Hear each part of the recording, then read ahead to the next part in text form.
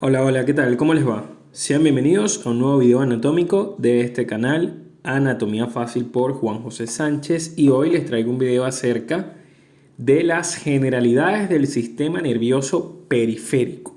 Ya en videos anteriores hablamos de las generalidades del sistema nervioso en general, luego hicimos un video relacionado a lo general del sistema nervioso central y ahora vamos a hablar de manera general, de manera muy por encima, del sistema nervioso periférico. Lo vamos a clasificar, vamos a ver de qué trata y vamos a ver cuáles son sus funciones principales.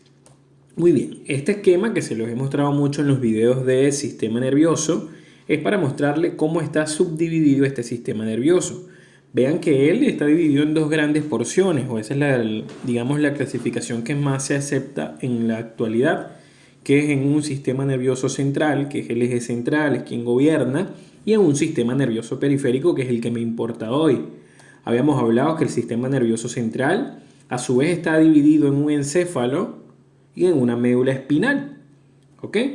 Mientras que el sistema nervioso periférico, que es el que nos atañe hoy, es el que conecta este sistema nervioso central con la periferia, es decir, con el resto del cuerpo. Es como que si el sistema nervioso central fuese la computadora, fuese el CPU, es el quien da las órdenes, quien las interpreta, quien decide qué hacer y cuándo hacerlo, pero él necesita unos cables, por decirlo de alguna manera, para poder comunicarle a los órganos, a los músculos, a las estructuras que él inerva, qué es lo que deben hacer. Entonces, estos cables que van desde el sistema nervioso central hacia los órganos que van a ejercer la función, denominados órganos efectores, esos son los nervios que me conforman al sistema nervioso periférico. Entonces, este sistema nervioso periférico se subdivide a su vez en un sistema nervioso somático. Soma viene de cuerpo, o sea que va el cuerpo en general, y en un sistema nervioso autónomo, también llamado vegetativo. Algunos autores dividen el sistema nervioso en tres, ponen central, periférico y autónomo, pero creo que cabe mucho mejor meter al autónomo dentro del sistema nervioso periférico porque, bueno, cumple con las características desde el punto de vista conceptual del sistema nervioso periférico.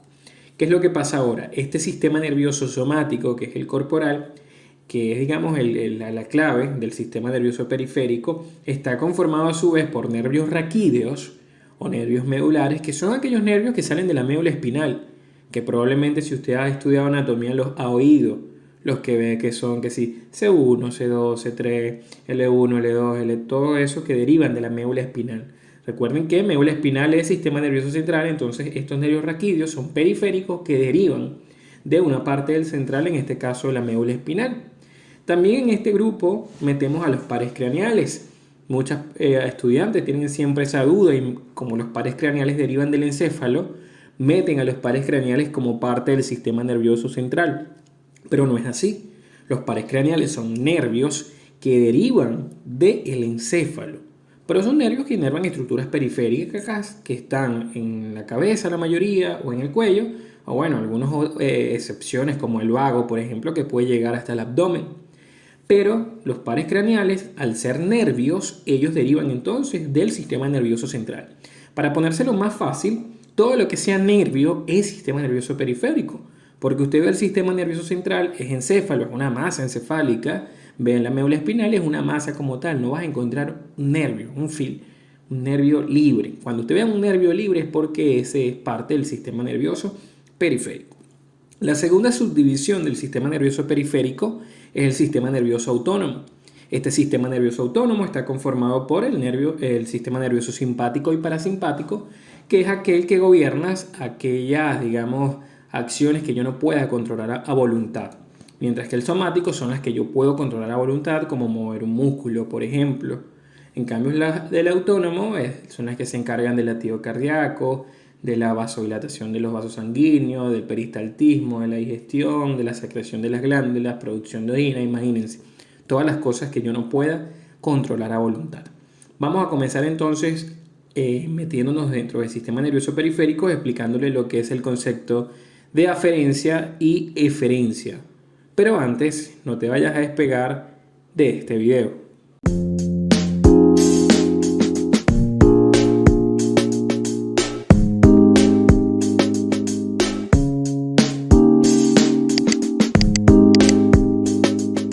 Suscríbete al canal, aquí abajo donde tú ves que dice suscribirse le das clic y quedas suscrito a los más de 270 videos anatómicos que en el mismo se encuentran. Nos habíamos quedado explicando los conceptos de aferencia y de eferencia. Cuando nosotros hablamos en el sistema nervioso periférico de aferencia, me refiero a aquella vía nerviosa que va hacia el sistema nervioso central. Entonces, como va hacia el sistema nervioso central es porque le va llevando una información. Casi siempre cuando hablamos de aferencia hablamos que es sinónimo de sensitivo. Es decir, porque la vía simplemente va a darle una señal al sistema nervioso central. Es muy distinto si es una vía que viene del sistema nervioso central para darme una información, por ejemplo, si yo soy un músculo para moverme, o si yo soy un receptor de la piel y yo quiero decirle al sistema nervioso central que lo que estoy sintiendo, lo que estoy captando yo es un estímulo de calor, de frío, de dolor, cualquier cosa. Entonces vean que es distinto a aquellos nervios que van en sentido, digamos, periferia, sistema nervioso central, a aquellos que vienen del sistema nervioso central a la periferia. Porque si yo vengo del sistema nervioso central es porque él me está mandando a hacer algo. Entonces aquellos nervios que van al sistema nervioso central decimos que son aferentes o sensitivos. Mientras que aquellos que vienen trayendo información del sistema nervioso central para yo ejercer una acción decimos que son eferentes o motores. Eso es importante saber, ¿ok? Eso es importante. Entonces, la aferencia va hacia el sistema nervioso central, la eferencia o motor de movimiento viene del sistema nervioso central.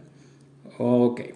Pasando entonces a hablarle primero del sistema nervioso somático, después les explico el vegetativo del periférico. Bueno, este sistema nervioso somático, como les dije, está dado por nervios raquídeos y por los pares craneales. Los nervios raquídeos, por su parte, bueno, vamos a ver que son 31 pares y todos derivan de la médula espinal. Estos nervios raquídeos emergen a cada lado de la columna vertebral. Recuerden que la médula espinal está dentro del conducto vertebral y por cada, digamos, segmento medular van a haber uno para el lado derecho y uno para el lado izquierdo. Van a ser entonces 62 nervios raquídeos, 31 de cada lado. Es lo que le digo entonces que son 31 pares. Aquí vemos la médula espinal, vemos cómo derivan los nervios de la propia médula espinal y emergen por los agujeros intervertebrales de la columna vertebral hacia la periferia. Entonces, el tipo de inervación que llevan los nervios raquídeos es mixta. ¿Por qué? Porque ellos llevan información sensitiva, pero también llevan información motora. Entonces llevan tanto sensitiva como motora.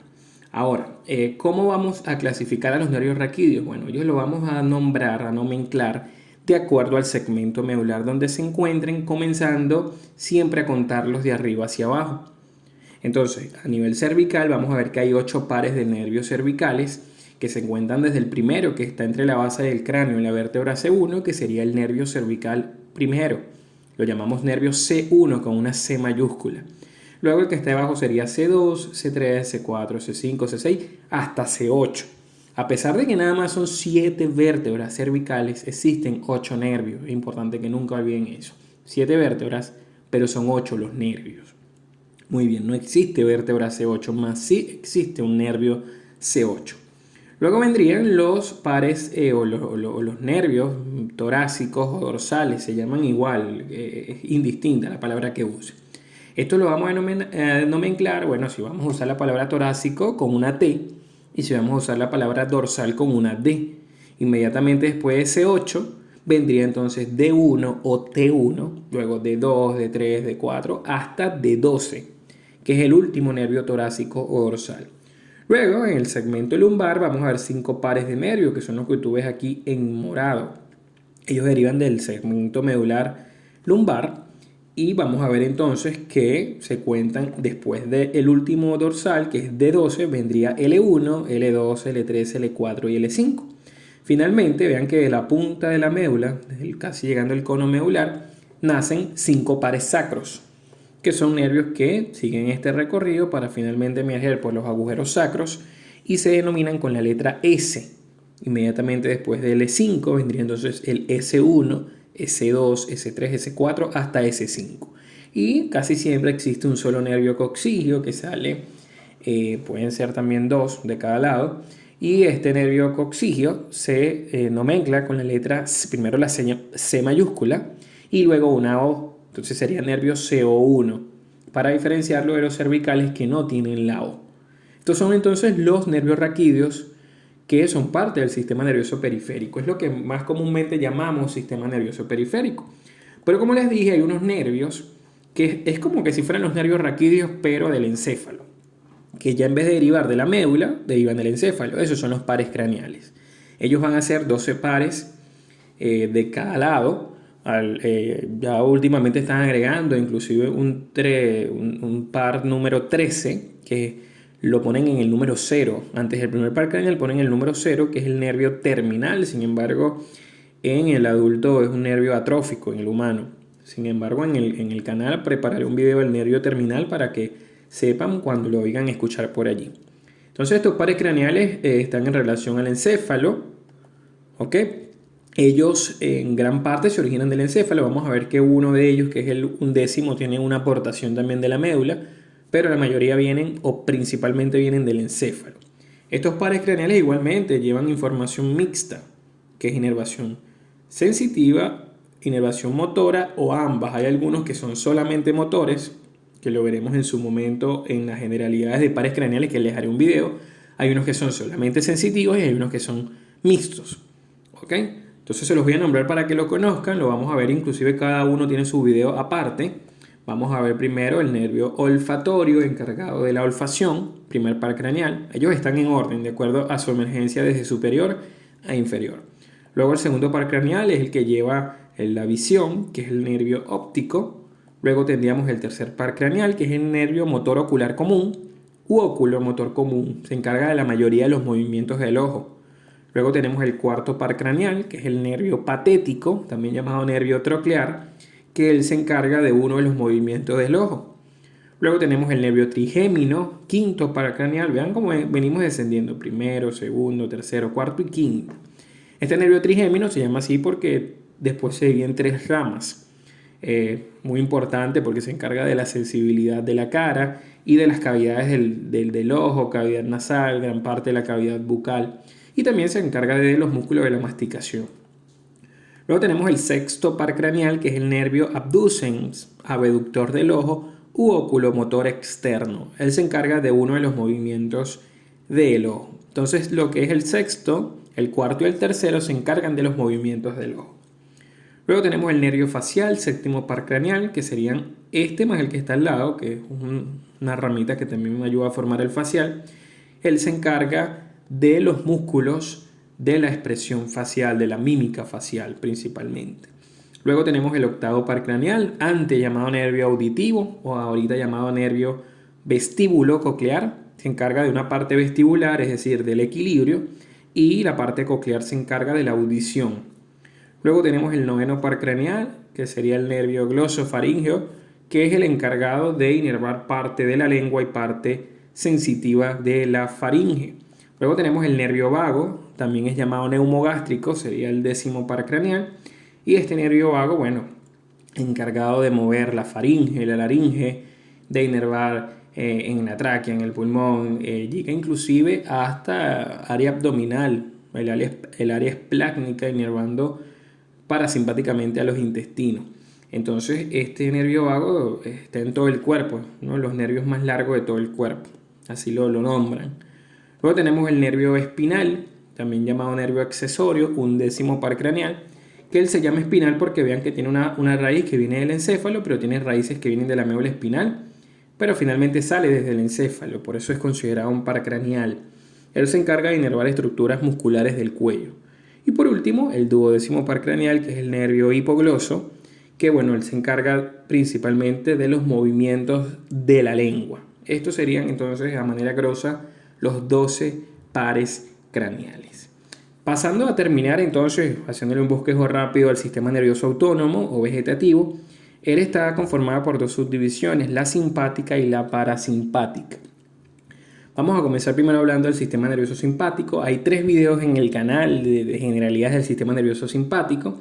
Lo que les quiero decir ahorita es que los nervios que conforman el simpático derivan de la médula espinal, torácica y lumbar. Vean que jamás nacen en el cráneo. y de allí pasa a una cadena ganglionar que se llama la gran cadena simpática, que está en el cuello, está en el tórax y está a nivel lumbar, para después de esos ganglios salir los nervios que inervan, bueno, imagínense, estructuras de la cara, estructuras de la cabeza, pulmón, tráquea, corazón, glándulas, todas las vísceras del cuerpo que yo no puedo controlar a voluntad, tienen inervación del sistema nervioso simpático.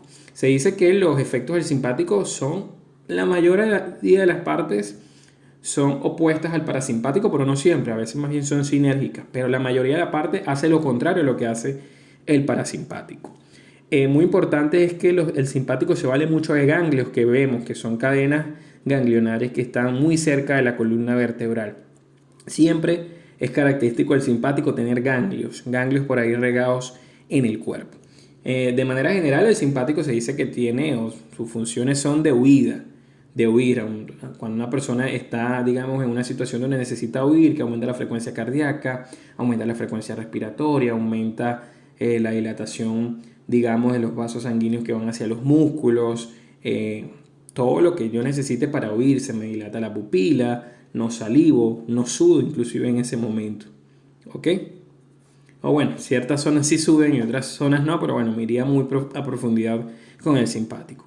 Mientras que el sistema nervioso parasimpático ya no nace en la médula torácica y lumbar, sino que él nace a nivel craneal porque viaja con algunos pares craneales, que lo veremos en su momento, hay un video de sistema parasimpático en el canal, y nace a nivel de la médula coxígea. Entonces vean que los orígenes son muy distintos.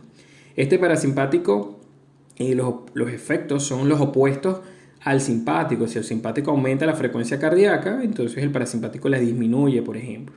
Si el simpático dilata la pupila, el parasimpático la contrae. Si el simpático que dilató los bronquios para que hubiera más respiración, el simpático la contrae. Es lo que más o menos está en nuestro estado basal, nuestro estado normal. Algo característico del parasimpático es que sus fibras, como viajan con los pares craneales, no vamos a ver ganglios por allí que sean parasimpáticos. Los ganglios del parasimpático, que sí los tiene, están prácticamente en las paredes de los órganos que ella va a inervar. Pero no hay un ganglio intermedio como sí lo hay en el sistema nervioso simpático. Importante saberlo. Entonces, bueno, este fue todo el video de generalidades del sistema nervioso periférico. Espero lo hayas entendido. Y no olvides suscribirte, dale like al canal y puedes buscarme en Instagram en @JuanPisoSánchez1315.